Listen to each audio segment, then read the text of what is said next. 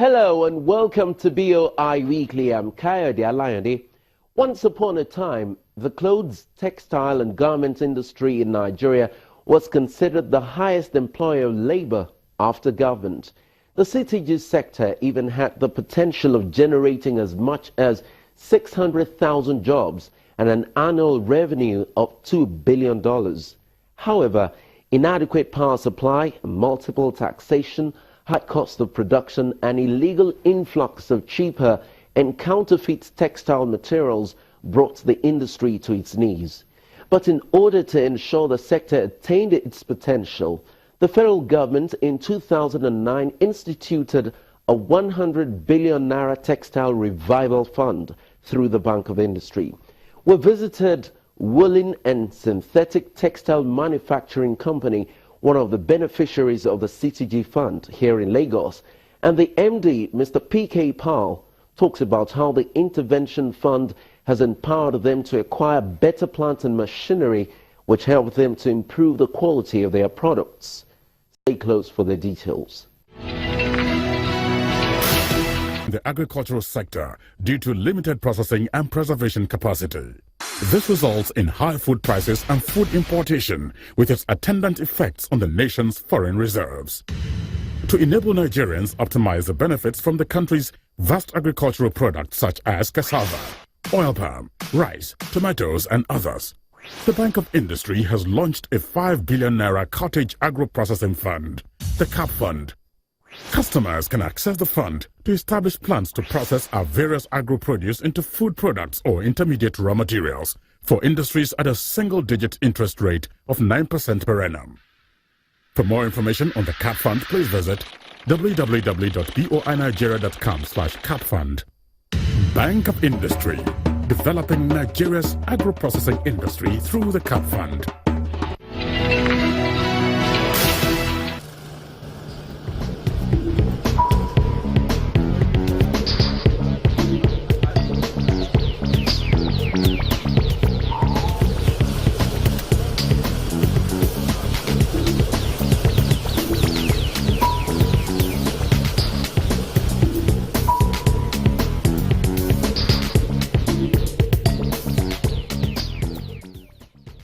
Well, he's our chairman, Chief H.B. Chandrai, who started this company in 1968 with the collaboration of one Japanese man. So eventually they set up with Japanese, and finally he purchased it around mid-70s. So we have different variety of qualities like suiting, shirting, bedsheet, towel, then school uniform, school checks, window blind, almost everything what is required for common people we are been producing since years together. And we have a very good market share also here. Our cloth is very much reputed. About 5, 6, 7 years before, when we came to know that all military uniform is being imported, and we came to know that some of the companies, they are just importing, they are not manufacturing here in Nigeria, and they are selling with their name.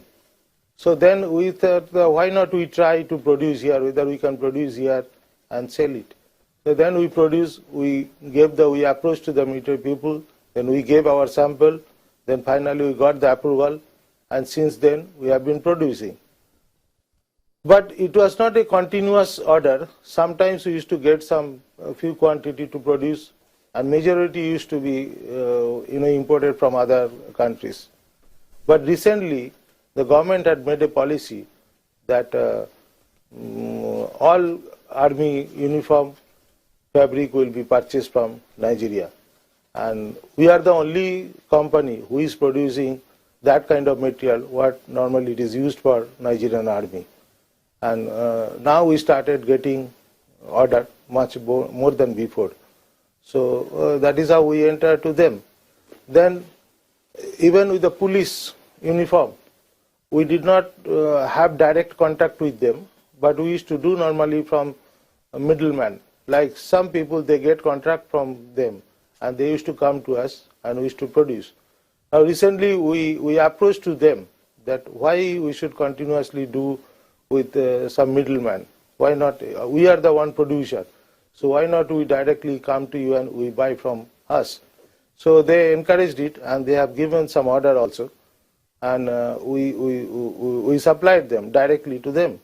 And they are very happy, and we are also happy. What's the installed capacity of your factory? And are you producing optimally? Yeah, we have a production capacity of about 500,000 meters per month. But due to one reason and other, particularly due to shortage of raw material and this utility sector like gas supply, petroleum product supply, electricity, because of that we are unable to utilize our full capacity. Almost more than 2 years we have been using almost 50 to 60% only our installed capacity. We are unable to use our full capacity. Since you started a few decades back, how have you been sourcing funds? No, in fact, you see, we have been generating our own fund, and things are very good. In textile industry is very good. There was no problem. This problem started since 2000. Before that, textile industry in this country was very good. In fact, when I came here, 183 textile mill was there. That is in 1991. So as of today, now only 5 or 6 textile mills are there.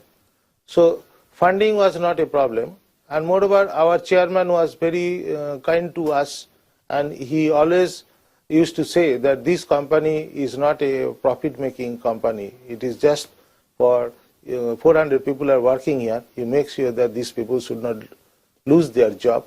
Somehow you have to continue producing and keep this company going. So at what points did you decide it's time to talk to the Bank of Industry? There are many occasions it happened. We wanted to replace some machine or buy some machines. We even approached our chairman.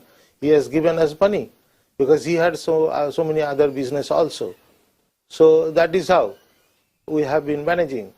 But because it's a very old company and a lot of machineries were there, they become very old and obsolete. We thought that to be in the market, to maintain our quality product, we need to replace some of the machines. Then we approached to BoI. 2012 we approached. We started process 2011, but 12 we got a loan sanctioned. And we have changed a lot of machine. We have replaced a lot of new machine, which enhanced our production, both capacity and quality. So that really helped us. Okay, so what did the Bank of Industry empower you to acquire? What was the impact of that intervention? We purchased 500 kVA generator, then we purchased 1.2 ton boiler, a 10.2 ton boiler, then we purchased compressor, we purchased tenter machine, we purchased direct warping machine, we purchased sectional warping machine. There are so many machines we purchased with that fund. About a worth of, you can say, $1 million machine we purchased from BoI fund, and then we use some of their money for bringing raw material also, because most of the raw material is imported. So that also helped us to acquire the raw materials, to import the raw materials with their money. In fact, that really helped us, and which today we are able to produce the best quality, you can say. How many Nigerians work here? 400, that is direct workers who are employed in our company. But if you consider so many people attached to us, our suppliers, our traders, so many things, if you consider that, and that will be another 3 or 4 times of that. Let's talk about the distribution of your products. How do you get them around? We have actually, our major product was about 3-4 years before. Our maximum volume production was for foam industry. In Nigeria, there is a very big foam industry, foam mattress industry, and that cover of that mattress we used to prepare, and it had a very good market. About 50-60% of our production was foam cover. But as imported material started coming, most of the foam company, they started using that one imported material, and then our order also started becoming less. So from 60 to 70% of our total production, now it becomes 15 to 20% of the foam sector. Under what arrangement did you secure loans from the Bank of Industry? That is under CTG, Textile and Garment. Are you thoroughly satisfied with the services of the Bank of Industry?